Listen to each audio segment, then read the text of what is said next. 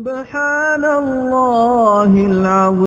تبارك الذي بيده الملك وهو على كل شيء قدير، الذي خلق الموت والحياة ليبلوكم أيكم أحسن عملا وهو العزيز الغفور، الذي خلق 7 سماوات طباقا ما ترى في خلق الرحمن من تفاوت فارجع البصر هل ترى من فطور ثم ارجع البصر كرتين ينقلب إليك البصر خاسئا وهو حسير، ولقد زينا السماء الدنيا بمصابيح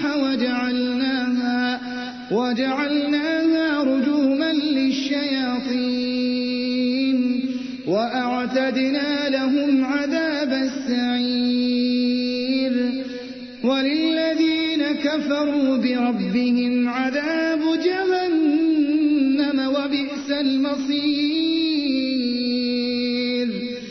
إذا ألقوا فيها سمعوا لها شهيقا وهي تفور تكاد تميز من الغيظ، كلما ألقي فيها فوج سألهم خزنتها ألم يأتكم نذير، قالوا بلى قد جاءنا نذير فكذبنا وقلنا ما نزل الله من شيء إن أنتم إلا في ضلال كبير، وقالوا لو كنا نسمع أو نعقل ما كنا في أصحاب السعير، فاعترفوا بذنبهم فسحقا لأصحاب السعير. إن الذين يخشون ربهم بالغيب لهم مغفرة وأجر كبير، وأسروا قولكم أو اجهروا به إنه عليم بذات الصدور، ألا يعلم من خلق وهو اللطيف الخبير. هو الذي جعل لكم الأرض ذلولا فامشوا في مناكبها وكلوا من رزقه وإليه النشور. أأمنتم من في السماء أن يخسف بكم الأرض فإذا هي تمور، أم أمنتم من في السماء أن يرسل عليكم حاصبا فستعلمون كيف نذير. ولقد كذب الذين من قبلهم فكيف كان نكير. أولم يروا إلى الطير فوقهم صافات ويقبضن ما يمسكهن إلا الرحمن إنه بكل شيء بصير. أمن هذا الذي هو جند لكم ينصركم من دون الرحمن إن الكافرون إلا في غرور.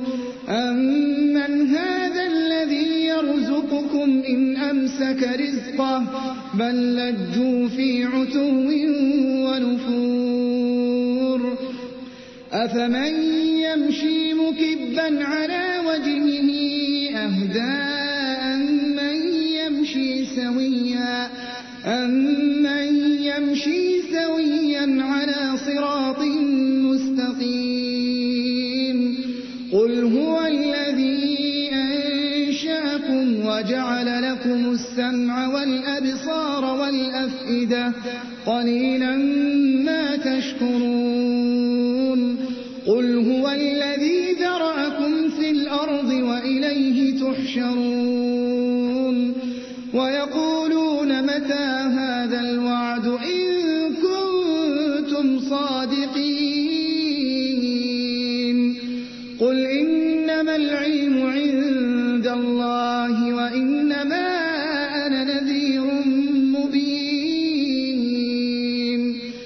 فلما رأوه زلفة سيئت وجوه الذين كفروا وقيل هذا الذي كنتم به تدعون قل أرأيتم إن أهلكني الله ومن معي أو رحمنا فمن يجير الكافرين من عذاب أليم قل هو الرحمن آمنا به وعليه توكلنا فستعلمون من هو في ضلال مبين قل أرأيتم إن أصبح ماؤكم غورا